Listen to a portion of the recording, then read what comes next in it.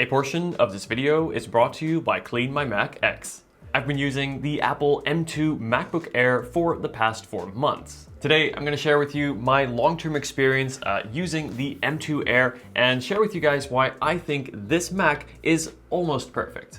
If you're thinking of getting the M2 MacBook Air, then this video will cover everything you need to know. As always, I will leave all the purchase links down in the description. But first, my last iPhone 14 giveaway went so well. In fact, I announced the winner on my Instagram yesterday, and today I'm going to continue to celebrate the success of this channel and give back to you, the community, by giving away this brand new Apple Watch Series 8. If you want a chance to win, be sure to subscribe to my channel, like this video, and comment your favorite feature of the M2 Air, along with your Instagram username, and then follow me on Instagram, where I will announce the winner on December the 25th. Okay, let me take you through my specs of my machine and why I chose it. So I decided to go for the base model M2 Air, as I think this is the one that most people are going to end up buying, and this comes in at $1,199 or 1,249 pounds. Now this is up $200 or 249 pounds compared to the previous M1 MacBook Air. Now later in the video I will go into more depth about how the M2 Air compares to the previous M1 Air, and you want to make sure to stick around for that part. But for now, what does the base model M2 Air get you? Well, it gets an 8-core CPU, 8-core GPU, 8 GB of unified memory, and a 256 GB SSD. Looking back, is there anything I would have done differently or upgraded? Well, yes, just one thing, and that would be the SSD. I would have upgraded this from 256 GB up to 512 GB. Now, this costs $200 or 200 pounds, and I think for the long run, this is more than worth it. Even for casual users, 256 GB for your photos, music, and videos is going to fill up pretty fast. Even more so if you do any kind of creative work. And then when it came to the color, you guys already know I had to go for the stunning midnight color. And on the surface, this color looks amazing. In the light, as you can see, the dark blue undertones really come out. And then in more darker environments, it looks really low-key and almost looks black. But there is one important thing to bear in mind with this color, and that is that it is a fingerprint magnet. The palm rest, the top of the Mac, even from normal use, will show lots of fingerprints and smudges. If you're like me and like to have your tech looking clean, I would stay away from the midnight color and instead go for one of the lighter colors, such as the classic silver or new Starlight color.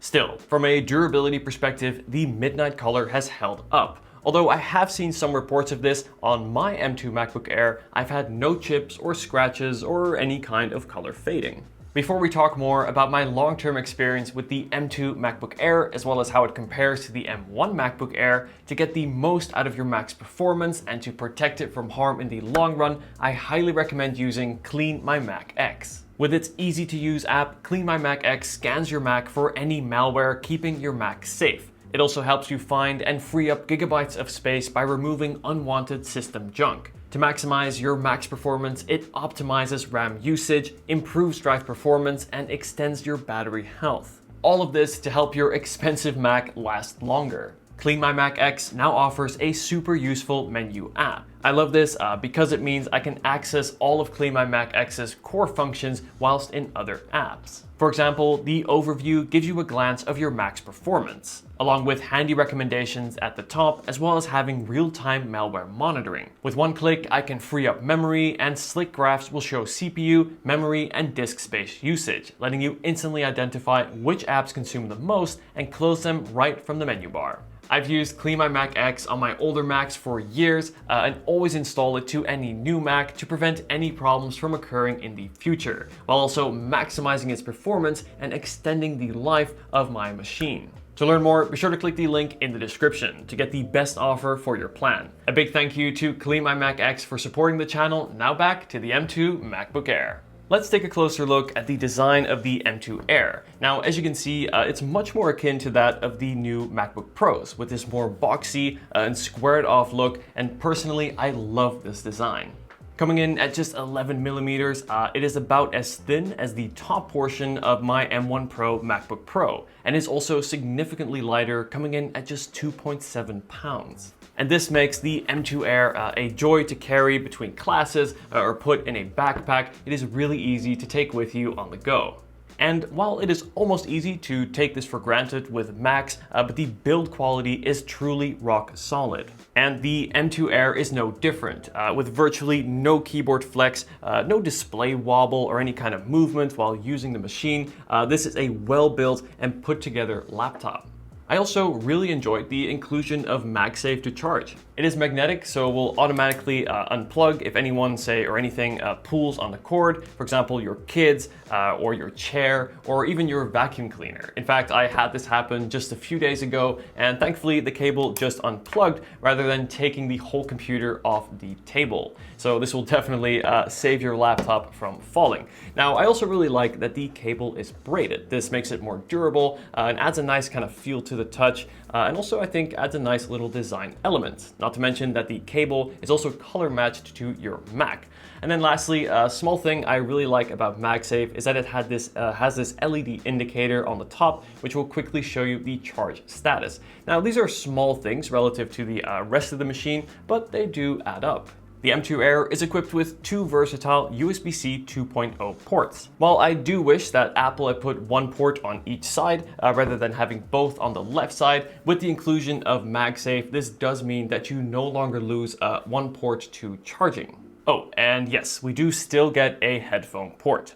In terms of the keyboard, we get a fantastic scissor switch mechanism that, unlike the previous keyboards from Apple, the butterfly keyboards, is actually very reliable and a joy to use. I found the keys to be stable, with nice clicky and tactile feedback, and also while still giving ample of travel, especially for a keyboard that is as slim as this. It's the same keyboard as found on my M1 Pro MacBook Pro, and I enjoy it just as much here on the Air. In the top right is where we will find Touch ID, and this is great to see as this will allow you to quickly log in, authenticate payments, and enter your passwords. Beneath the keyboard sits the trackpad. Whether you are scrolling through documents or pinching to zoom on photos, this trackpad is an absolute joy to use. The glass surface is super smooth to the touch, and the haptic feedback is also really sharp and accurate. And what is cool about this setup as well is that you can adjust the firmness or stiffness in the settings, whether you want a more heavier or lighter click.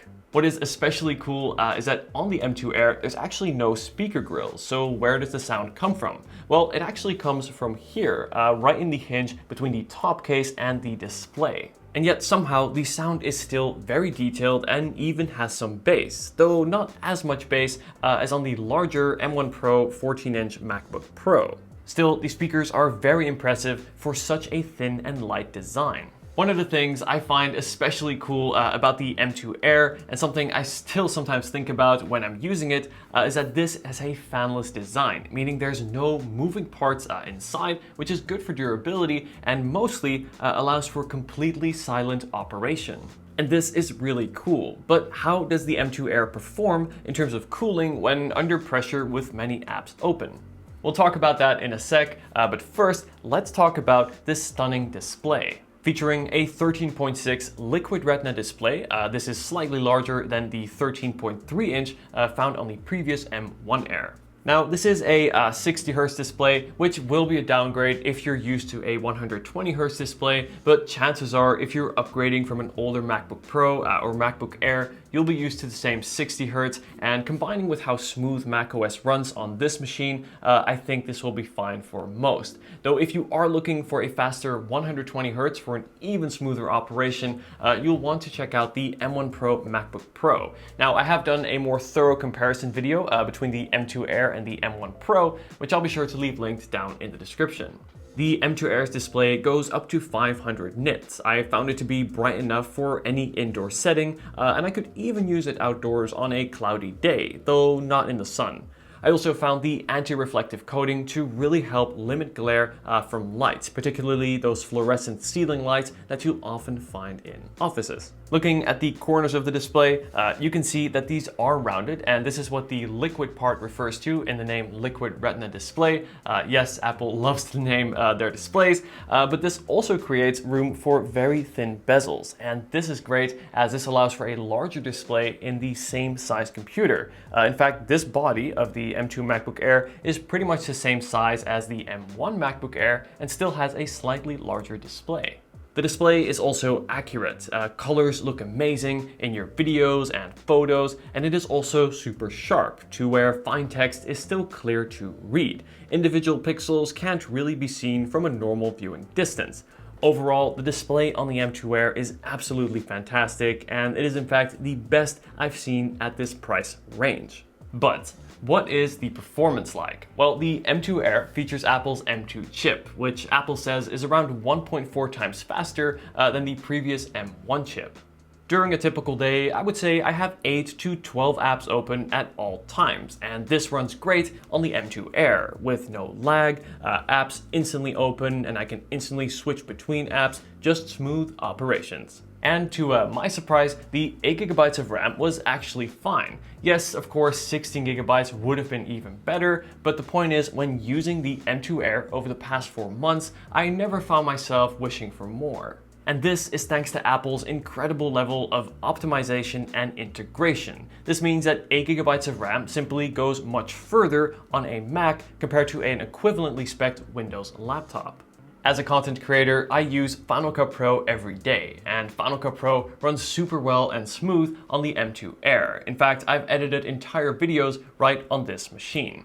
In a 4K timeline, I can scrub through my footage smoothly, add multiple layers and color grade without any lags or hiccups. And then to put this into some perspective, exporting a 10-minute 4K project took just over 6 minutes on the M2 Air, which is not far behind the M2 Pro. However, when it did come to rendering and upscaling, the difference in performance between the M2 Air and M1 Pro MacBook Pro is more clear, where the M1 Pro MacBook Pro is around 4 times as fast. And this is in part because the M2 Air, unlike the M1 Pro MacBook Pro, doesn't have a fan to cool. So in order to not overheat, it will have to throttle or temporarily limit performance to cool down. But still, when compared to the M1 Pro MacBook Pro, which is of course significantly more expensive, heavier, and also bigger, the M2 MacBook Air still performed really well and was able to run Final Cut Pro pretty much just fine. Even under pressure, whilst working in a 4K timeline, I can still use other apps, such as editing photos in Lightroom, again with no lag. This is really impressive on a computer this thin and light. Now, the M2 Air is not going to replace my M1 Pro MacBook Pro, but still, I was really impressed over the past months with how well the M2 Air kept up. It is a machine that is genuinely capable of running those high-performance creative apps. But all of this performance requires battery, so what's the battery life been like?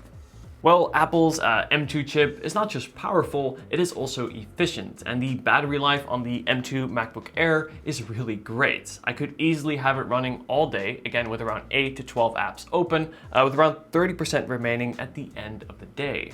In other words, battery life here is absolutely fantastic. It comes with a 30-watt charger. Now, Apple do also sell a bigger fast charger if that's what you're looking for, but for the M2 Air and especially for travel, I like the small and lightweight 30-watt brick.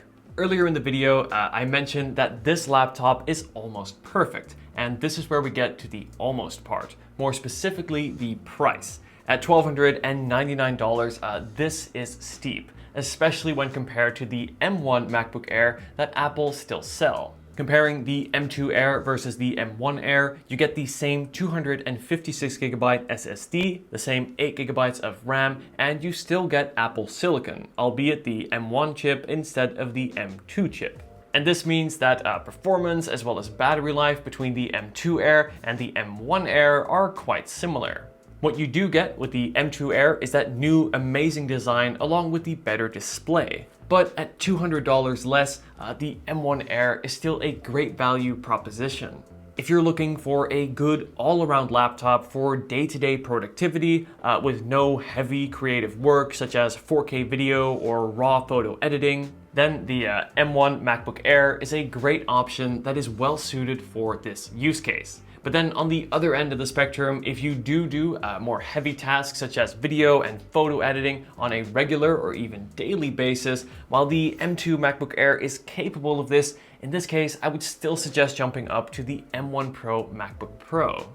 for its even better performance that is sustained thanks to having fans for better cooling, as well as a 120Hz refresh rate display and more ports such as HDMI and the SD card slot. And this is where the M2 Air kind of falls in between two use cases, whether you're just looking for day-to-day productivity or a creative professional. But still, this may be just what you're looking for. If you're someone who needs a portable laptop with incredible battery life, a great modern design, and performance that will more than deliver for regular productivity, but that can also handle the occasional video and photo editing, then the M2 MacBook Air is a truly excellent laptop. Just think twice about that beautiful, though smudgy midnight color, and upgrade the SSD from 256GB up to 512. Trust me, this will be worth it in the long run. Thank you so much for watching, guys. Let me know if you have any questions about the M2 MacBook Air or any of the other Apple Macs and how it may compare. But I'd love to hear from you in the comments. Let me know what you think of the M2 MacBook Air, and is this machine right for you? Thanks again for watching, guys, and I'll see you in the next video. Take care.